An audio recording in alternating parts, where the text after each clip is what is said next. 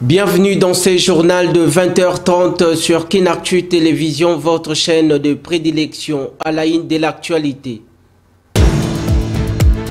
Déchu par la Convention démocratique du parti UDPS, Augustin Kabouya installe une commission d'identification de membres composant cette structure au sein du parti présidentiel pour la session 2023-2028.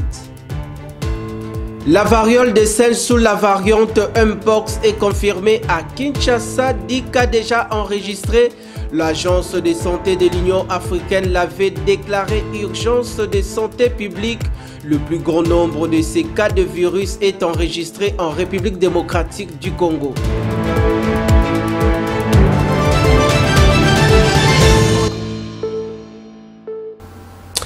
Une fois de plus, merci d'être branché. Vous le savez, peut-être le président de la République, Félix Antoine Tshisekedi Tshilombo, a reçu jeudi dernier à la Cité de l'Union africaine l'ancien Premier ministre Kenya Raila Odinga, venu solliciter les soutiens de la République démocratique du Congo à sa candidature au poste de secrétaire général de l'Union africaine. Les détails dans ces reportages signés nos confrères de la presse présidentielle. Le poste vacant de secrétaire général de l'Union africaine intéresse l'ancien Premier ministre du Kenya Raila Odinga, candidat à la dernière présidentielle du scrutin de 2022 dans son pays. Après Brazzaville, en République du Congo, l'homme d'État kenyan est venu à Kinshasa solliciter le soutien du président de la République Félix Antoine Tshisekedi Tshilombo à sa candidature pour assumer les charges de secrétaire général de l'UA. Il était reçu à la Cité de l'Union africaine par le chef de l'État. I have just had a meeting with His Excellency President Felix Tshisekedi. Il est là pour demander le soutien du président Tshisekedi et de la RDC pour sa candidature au poste vacant de secrétaire général de l'Union africaine. Car vous le savez, bientôt Moussa Faki, son mandat arrive à terme. Hormis le problème de sa candidature à l'Union africaine, ils ont eu à évoquer divers sujets, notamment les sujets sécuritaires, les sujets de développement et tous les sujets qui touchent la stabilité du continent dans son ensemble. Sans la sécurité, la paix, il n'y a point de développement à travers le continent. La question a été aussi évoquée au cours de l'entrevue, en l'occurrence la crise sécuritaire dans l'est de la République démocratique du Congo. Raila Odinga s'engage, et une fois élu secrétaire général de l'Union africaine, d'œuvrer pour le retour de la paix dans l'est du pays en faisant taire les armes. Cette fois-ci, au Parlement, on aborde la cérémonie des remises et reprises entre le bureau d'âge et le bureau définitif du Sénat. Jean-Michel Sama-Lukonde a pris officiellement ses fonctions en présence des sénateurs qui composent la Chambre des sages du Parlement ainsi que des différentes personnalités politiques. Le numéro 1 du Sénat place son mandat sous les signes de la cohésion et de la paix. Regardez. 48 heures après son élection à la tête de la Chambre haute du Parlement, Jean-Michel Sama-Lukonde a officiellement pris ses fonctions. La cérémonie des remises et reprises a débuté par la lecture du procès verbal lu par le directeur des cabinets du président du bureau provisoire de cette Chambre du Parlement, suivi des signatures de 2 présidents, puis de la passation des parafères et l'installation du nouveau speaker du Sénat dans son siège. Dans son discours des circonstances, Jean-Michel Sama-Lukonde a exhorté les membres de son bureau à fournir des efforts pour améliorer les conditions de travail et invite les honorables sénateurs à l'unisson afin de porter la Chambre haute à la hauteur de son image. À mes collègues membres du bureau définitif du Sénat, je rappelle que notre élection a, à coup sûr, suscité beaucoup d'espoir, tant au niveau de notre peuple que de nos collègues sénateurs. Et pour sa part, le doyen d'âge Kundwelo a remercié le chef de l'État pour son soutien indéfectible avant de saluer le travail accompli par le bureau provisoire qui s'est achevé par l'élection et installation du bureau définitif. Outre que le prise des fonctions du speaker du Sénat, le sénateur Pascal Bitika, questeur adjoint de la Chambre haute du Parlement, a procédé à la même exercice ce vendredi 16 août au petit matin. Notons que le bureau Samalou Koundé s'est dit d'être déterminé à relever le défi d'un Sénat moderne et plus efficace dans ce deuxième quinquennat de Félix Antoine Tshisekedi Tshilombo. Remise et reprise à la Chambre haute du Parlement. Restons-y. De son côté, Ivan Kazadi a officiellement cédé son fauteuil à la nouvelle rapporteure Nefertiti Ngoudianta, qui fait partie des membres du bureau définitif du Sénat, dirigé des mains de maître par Jean-Michel Sama Lukonde, président de cette grande institution de la République démocratique du Congo. Suivez. En tant que femme, je pourrais dire que nous avons risqué gros parce qu'on a failli avoir un bureau sans représentante de la gente féminine. Mais nous rendons grâce à Dieu et surtout, nous saluons vraiment la grandeur d'âme de l'honorable Kalumba qui a permis que, par son désistement en notre faveur, que la femme soit représentée au bureau. Aujourd'hui, c'est vrai que nous venons d'assister à la cérémonie de remise et reprise. Tout ce que je pourrais dire que, bon, voilà, les dés sont jetés, tout va commencer.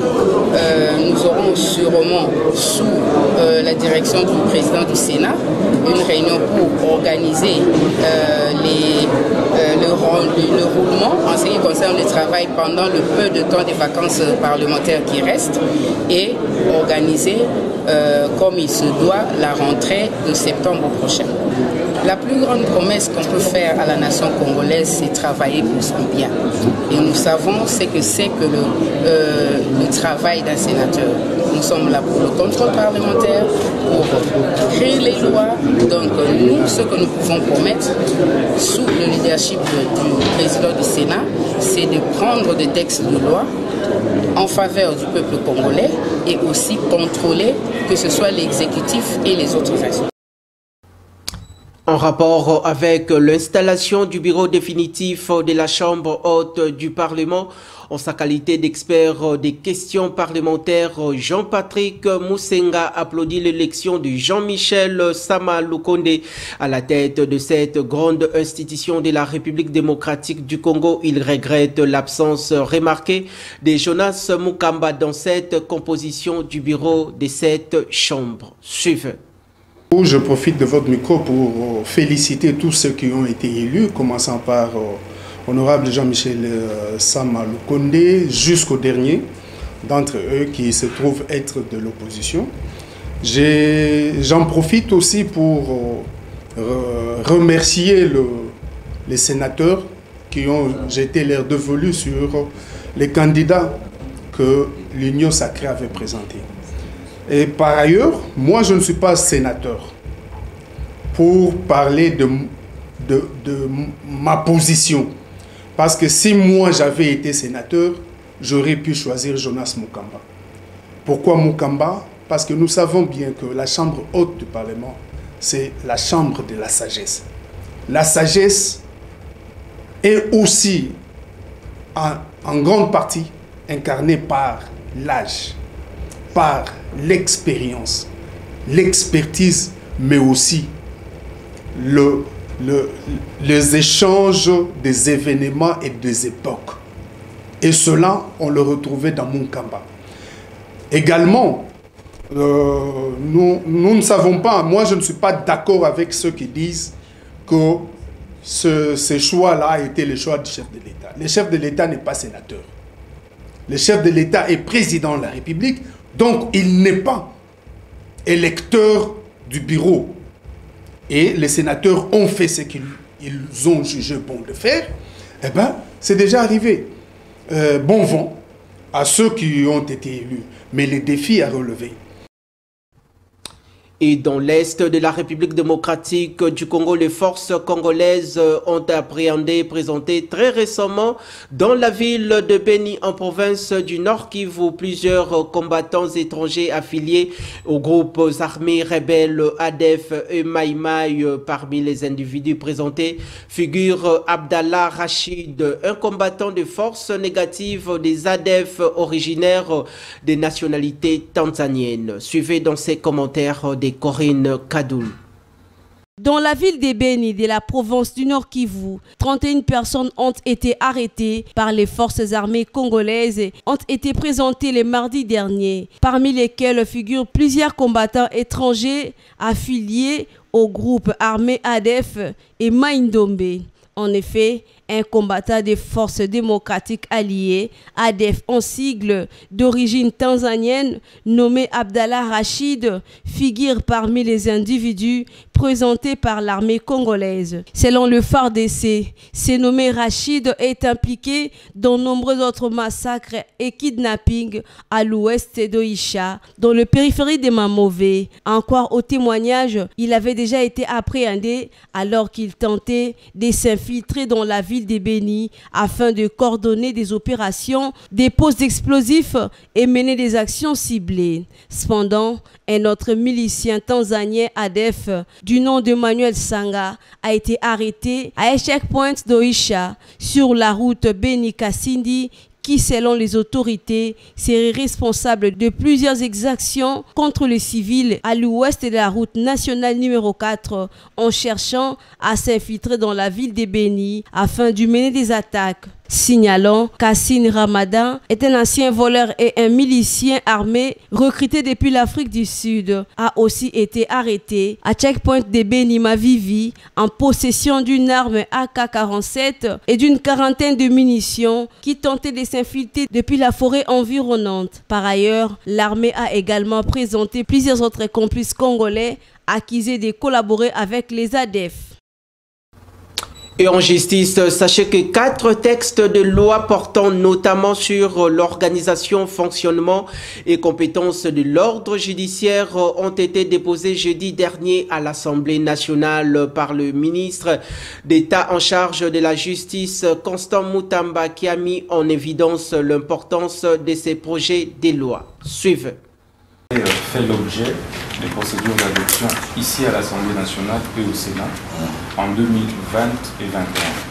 Mais dans ce processus était tout simplement interrompu.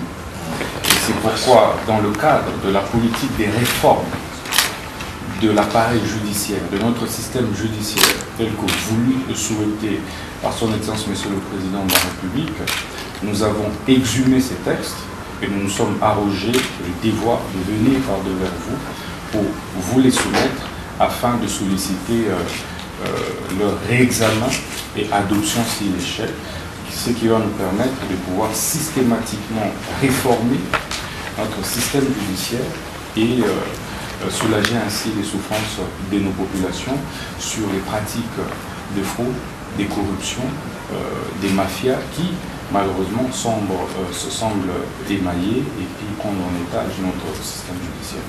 Et donc là, il s'agit de la proposition de loi sur l'organisation, fonctionnement et compétences. Restons dans ce chapitre consacré aux questions judiciaires en République démocratique du Congo, partant des préoccupations du syndicat autonome des magistrats du Congo qui accuse le ministre d'État en charge de la justice, Constant Mutamba, de mener une campagne de discrédit contre le corps des magistrats. La réaction de Constant Mutamba n'a pas tardé. Selon ces derniers, tout celui qui fait bien son travail n'aura pas peur des dénonciations sur le méfait de la justice. Regardez.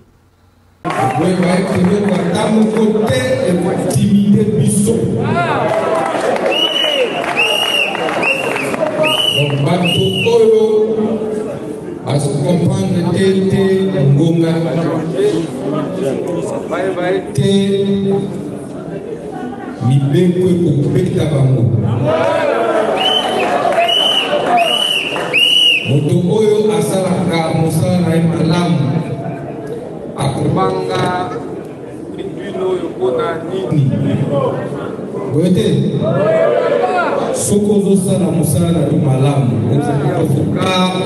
juges, aux magistrats, aux huissiers, aux greffiers. Okobanga batuba dénoncer ba méfait ba acte ya mabe ya injustice pona. Donc la innovation bino pour régler ba problème na bino.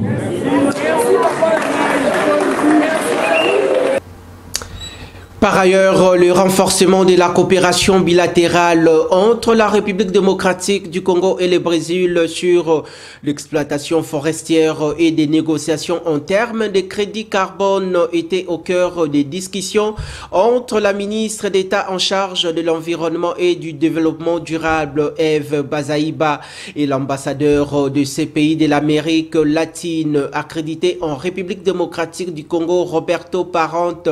Il était aussi question de l'invitation de la République démocratique du Congo au sommet sur le bassin de l'Amazonie qui s'annonce dans les tout prochains jours. Regardez.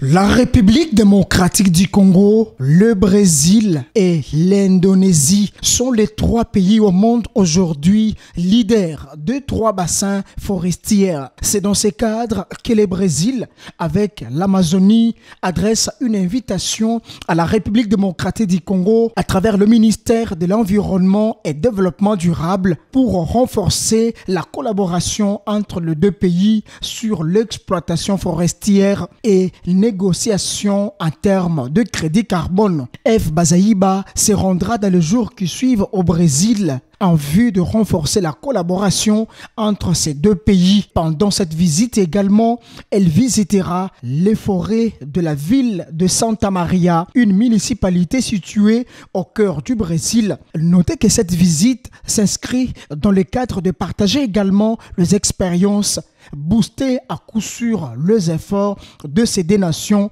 dans la protection des écosystèmes forestiers au service de l'humanité. Rappelons que c'est l'ambassadeur de Brésil en République démocratique du Congo qui a remis officiellement cette invitation entre les mains de la ministre d'État, ministre de l'Environnement et Développement durable, Eve Bazaïba. Passons cette fois-ci à autre chose. 10 cas de Mpox ont été confirmés dans la capitale congolaise.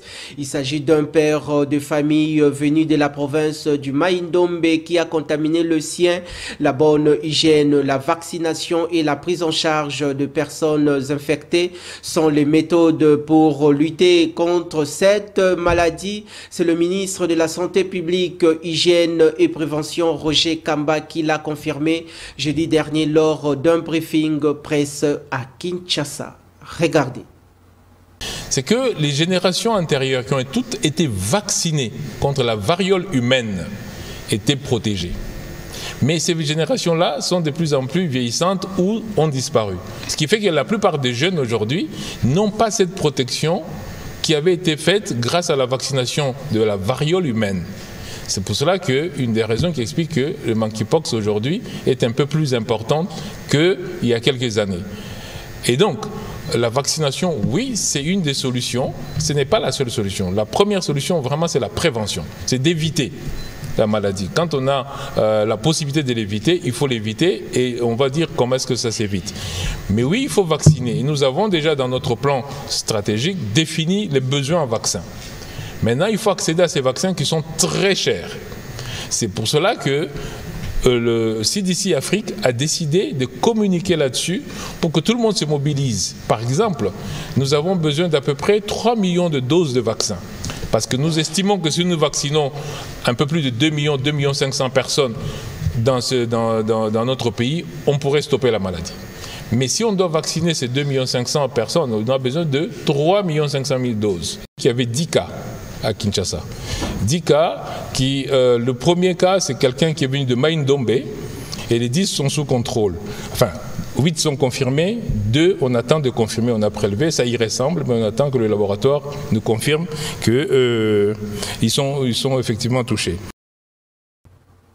D'un dossier à un autre, après avoir été déchu le dimanche dernier par la Convention démocratique du parti, le secrétaire général de l'UDPS, Augustin Kabouya, a mis en place une commission avec mission l'identification des membres composantes constituant 7 structures au sein du parti présidentiel pour la session 2023-2028. Cette commission des 11 membres selon les textes et statuts du parti portera les indications et leurs adresses physiques, mais également rédiger un rapport à remettre au numéro 1 de cette formation politique. Suivez.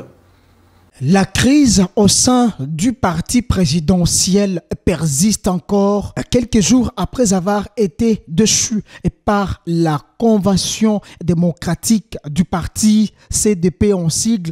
Le secrétaire général Augustin Kabouya a créé une commission de 11 membres qui a pour mission établir la liste de tous les membres du parti exerçant des fonctions publiques au niveau national en qualité de députés, sénateurs, ministres et mandataires publics, dresser une liste de ces membres relativement aux catégories fixées par l'article 30 du statut avec indication de leurs adresses physiques, constituer une liste effective des membres de la Convention démocratique du parti, afin de rédiger un rapport à remettre au secrétaire général faisant office du président ad intérim du parti, l'UDPS, dans un bref délai. Rappelons que le vendredi 12 août dernier, le parti présidentiel UDPS avait donc tenu une réunion dans laquelle ils ont noté la légitimité du pouvoir d'Augustin Kabouya tel qu'issu de l'organe suprême du parti,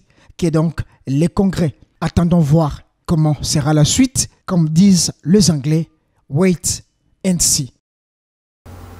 Dans le même ordre d'idées au parti politique RDT de Sylvain Mutombo, l'on condamne cette procédure poursuivie par le secrétaire général de l'UDPS, Augustin Kabouya, celle de la mise en place d'une commission d'identification de membres de la Convention démocratique de l'UDPS, et juge que cela est totalement biaisé dans la mesure où ce dernier a été déjà déchu par cet organe décisionnel du parti. Il est au micro de votre rédaction.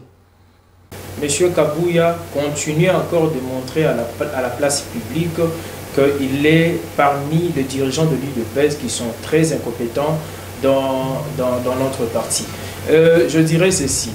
Est-ce qu'on peut destituer un organe qui t'a élevé au rang du secrétaire général et il y a une décision de la CDP qui avait viré Jean-Marc Kaboun, qui était devenu très impoli parce qu'il était il était dans l'ivresse du pouvoir. Aujourd'hui, Kabouya est dans ses postes grâce à la CDP. Mais comment tu peux destituer un organe qui a fait de toi secrétaire général, qui a viré ton ancien patron de l'UDPS, et aujourd'hui, tu prends le plaisir et le pouvoir, l'honneur de dire à la face publique que tu es en train de faire des consultations pour engager et organiser un nouveau organe qu'on appelle CDP, la Convention démocratique du parti. C'est que M. Augustin Kabouya est en train de faire, c'est une insulte qu'il est en train de faire à la mémoire du feu Etienne Tshisekedi. Alors je suis tellement contre cela. Et c'est grâce à M. Augustin Kabouya qu'aujourd'hui le chef de l'État est entouré par les kabylistes. En dehors de Vital Kamerhe et le reste qui sont dans les institutions, ce sont des vrais kabylistes qui nous entourent. Et je dirais, c'est par l'insuffisance de gérance de M. Augustin Kabouya. Vraiment, je vous rassure que dans les jours qui suivent, M. Augustin Kabouya va libérer officiellement le bureau de notre siège au niveau des 10e. Rendons-nous cette fois-ci en province. Un incendie s'est déclaré jeudi dernier au port de Matadi, dans la province du Congo central. Selon les autorités provinciales, il s'agit d'un fait d'origine criminelle, d'autant plus qu'il y a quelques jours, les installations de l'ONATRA à Kinshasa étaient également incendiées. Jovine Binga nous en dit plus. Depuis plus de 5 mois, plusieurs cas d'incendie sont enregistrés dans la ville portuaire de Matadi, chef-lieu de la province du Congo central. Les plus récents est celui du petit marché appelé communément Wenzea Bikeko. Cette fois-ci, le drame tragique s'est déroulé le jeudi 15 août dernier dans un entrepôt au port de Matadi où une importante quantité de grumes en attente d'exportation ont été consommées par les feux. Malgré l'intervention des véhicules anti-incendie, ces derniers n'ont pas réussi à éteindre totalement les feux car jusqu'à la matinée de ce vendredi 16 août, il y avait toujours l'explosion. Bien que l'origine de cet incendie n'est pas encore connue, les autorités provinciales parlent d'un incendie criminel, d'autant plus que les installations de l'ONATRA à Kinshasa avaient connu le même sort il y a quelques jours. Il s'y est de noter que le port de Matadi est l'unique de la province du Congo central, d'où la nécessité de renforcer sa sécurité et sa surveillance. Événement servant de leçon aux entreprises privées et publiques de disposer des véhicules anti-incendie. Mieux vaut prévenir que guérir, dit-on. Abordons cette fois-ci les questions sportives au niveau national et international. C'est avec sérénité et détermination que nous allons aborder ces matchs, déclare Papi Kimoto, coach de Maniema Union, en conférence de presse d'avant-match face à Ngezi Platinum ce samedi 17 août à Zimbabwe, dans le cadre de la 32e journée de la Ligue des champions africaine. Regardez. On a fait une très bonne préparation. On a mis tous les chances de notre côté pour aborder ce match avec beaucoup de sérénité. Et maintenant, c'est demain qu'il faut montrer tout ça. Donc, on est prêt pour ce match-là de demain. On a eu des informations sur cette équipe-là. Ils ont un avantage par rapport à nous parce qu'ils sont en plein championnat, pas nous. On a eu des informations, on s'est renseigné sur cette équipe-là de Ngezi Platinum. On sait qu'ils sont en plein championnat, ils jouent le championnat et pas nous. Nous, on a misé sur les matchs amicaux pour mieux préparer ces matchs de demain. Donc, on a des informations sur eux. De toute façon, nous, on a gardé notre effectif. Et bien évidemment que le championnat n'a pas commencé, ça nous a quand même posé beaucoup de problèmes. Mais on a multiplié les matchs amicaux pour être prêts pour compétir. C'est pour ça qu'on est allé en Tanzanie et retourné à Kinshasa, multiplier les matchs amicaux. Mais tout le monde le sait que les matchs amicaux ne remplacent pas la compétition. Mais néanmoins, on a un bon groupe, qu'on a commencé ce projet depuis 3 saisons. Et ces groupes restent les mêmes. Donc on garde la majorité de l'équipe qui est homogène. Et j'ose croire que demain, ils vont répondre aux attentes que le peuple congolais attendait. Parlons cette fois-ci des valeurs nutritives. Que savez-vous des mangoustons? Complétez votre connaissance à travers ces commentaires proposés par l'équipe rédactionnelle.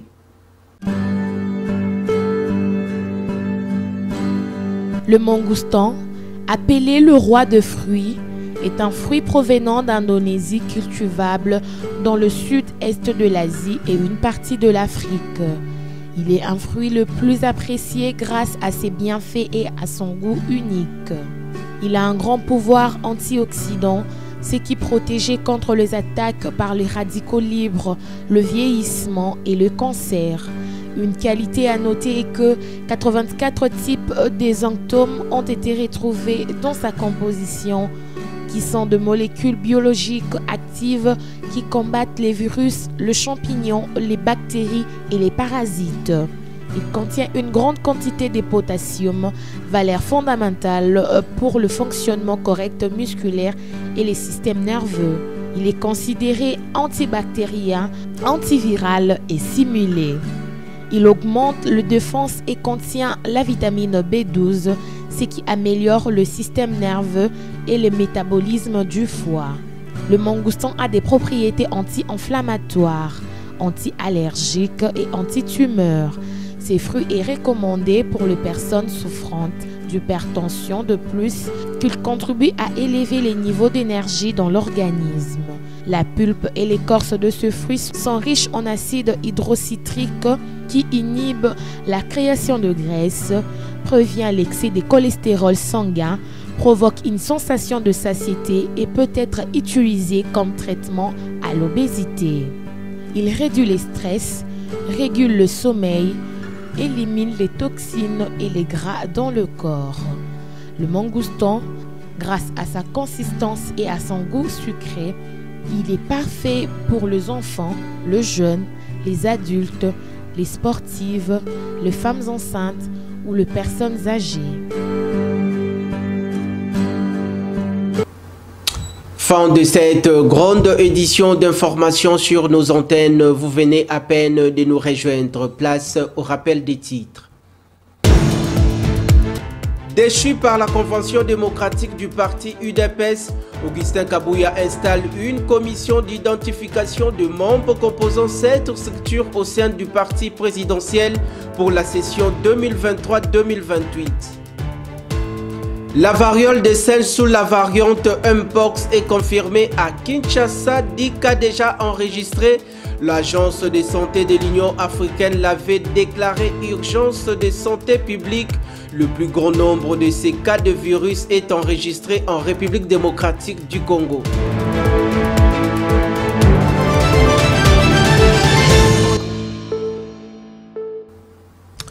Ce majestueux travail est réalisé grâce à la conjugaison des efforts sans relâche de la rédaction et de la technique. D'ici là, portez-vous bien et excellente suite de nos programmes en compagnie de Kinactu Télévision, votre chaîne de prédilection. Retrouvez Corinne Kadoul à la présentation du journal ce samedi.